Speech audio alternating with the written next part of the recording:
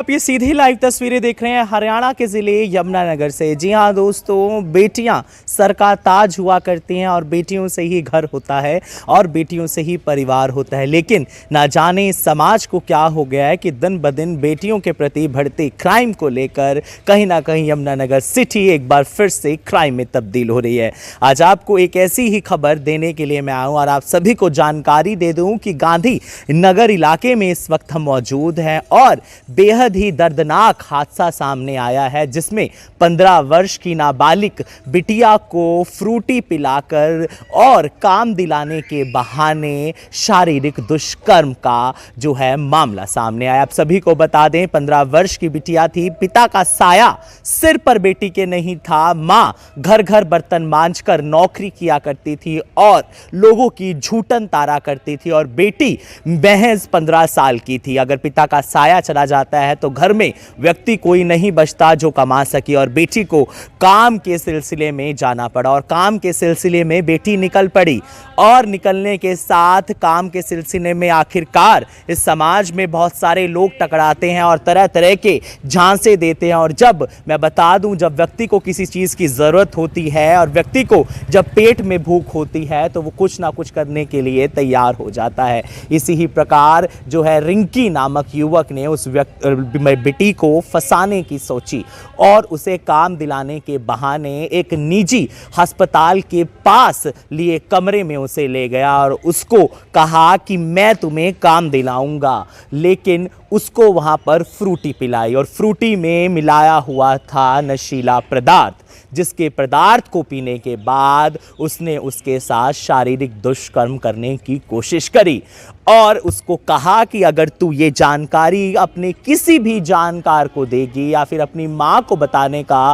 प्रयास करेगी तो तेरे पर जो है जानलेवा हमला कर दिया जाएगा। आप सभी को जानकारी, जो भी इस खबर को, इस वीडियो को देख रहा है, शेयर जरूर कीजिएगा। बेटी घबरा गई, डर गई और उसने ये जानकारी कुछ दिन बाद अपनी मां के साथ साझा करी, जब उसकी मां को उसका बिहेवियर काफ़ी चेंज लगा। फिर 20 तारीख को वो अपनी दरख्वास्त लेकर गांधी नगर में पहुंची और उसके बाद चाइल्ड लाइन ने और CWC के मेंबर्स ने उनके साथ बातचीत करी, उनकी काउंसलिंग करी और अब गांधीनगर थाने के भूपेंद्र SHO ने उनका मामला जो है दर्ज कर दिया गया है। और इस पर ज़्यादा जानकारी के लिए हमारे से बात की चाइल्ड लाइन की निर्देशिका डॉक्टर अंजू वाजपेयी ने।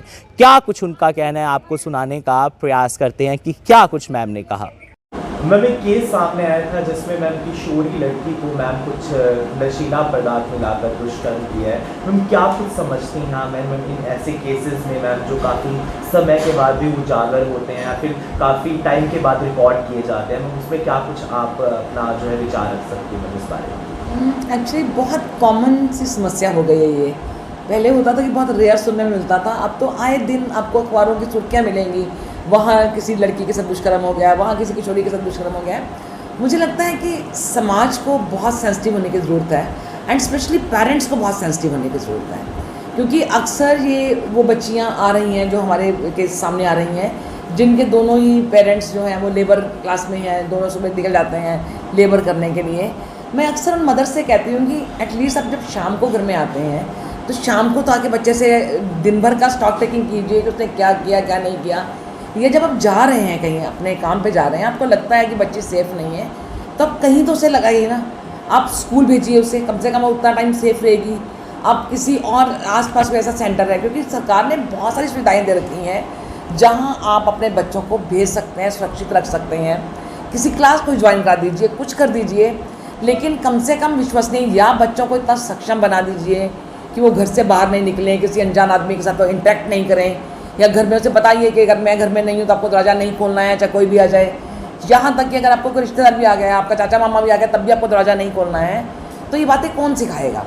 या लोगों को इतना सेंसिटिव होना पड़ेगा कि भाई उस घर में मुझे नहीं जाना है क्योंकि उस घर में इस वक्त उसके मम्मी पापा नहीं होते हैं, बच्ची अकेली होती है, बच्चे अकेले होते हैं, वो बेचारे परेशान होंगे हमें, इसलिए हमें नहीं जाना है। या आस पड़ोस के लोग भी ध्यान रखते थे, पहले जब हम लोग छोटे हुए करते थे तो आस पड़ोस के लोग भी ध्यान रखते थे कि उसके घर में बच्चा अकेला है, हम थोड़ा नज़र रखें कि कौन आ रहा है कौन जा रहा है। तो एक जो सोशल पुलिसिंग कम हो गई है ना, वो भी एक असर डाल रही है। आज मेरे बच्चे को किसी कहने की हिम्मत नहीं है, पहले ही माँ खड़ी हो जाती है, तुम कौन होते हैं मेरे बच्चे को कहने वाले।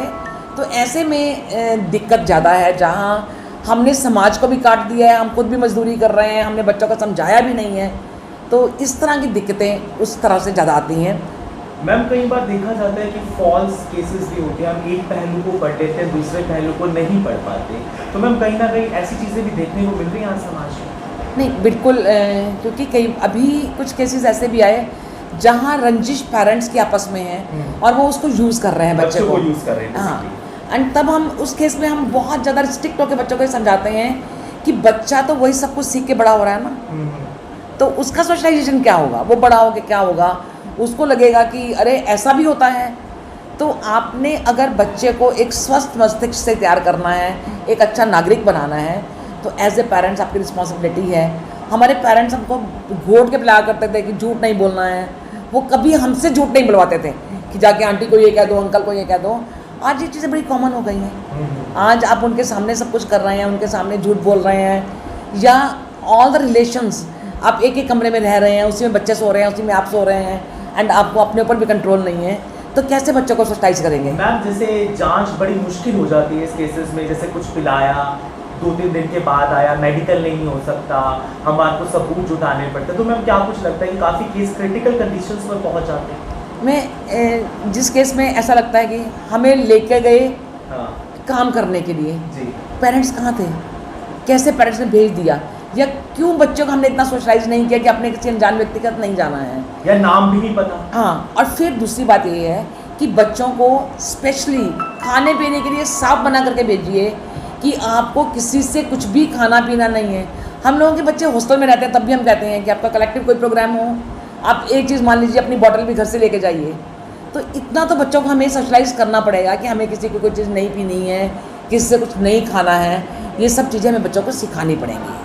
तो आप सभी को बताने का प्रयास करा कि किस तरीके से जो है मामला दर्ज हो गया, लेकिन सत्यता कहां से निकल पाएगी, आखिर सत्य क्या है, क्योंकि कई बार ऐसे चीज़ें जो होती हैं, ऐसे जुर्म जो होते हैं, उनमें जो है सबूत जो है महज अहम रोल करते हैं और कुछ दिन बाद जो है सबूत भी मिट जाते हैं। खैर, प्रशासन पर प्रणालियां तो उठती हैं, सवाल चिन्ह भी उठते हैं, लेकिन बेटी को न्याय ज़रूर मिलना चाहिए और साथ ही साथ जो उसके साथ दुष्कर्म हुआ है उसकी भरपाई तो नहीं की जा सकती, लेकिन जो कसूरवार है उसे उसकी सज़ा मिलेगी, तो कहीं ना कहीं बेटी के साथ सार्थकता सामने आएगी। जो भी इस खबर को देख रहा है, इस वीडियो को देख रहा है, शेयर ज़रूर कीजिएगा।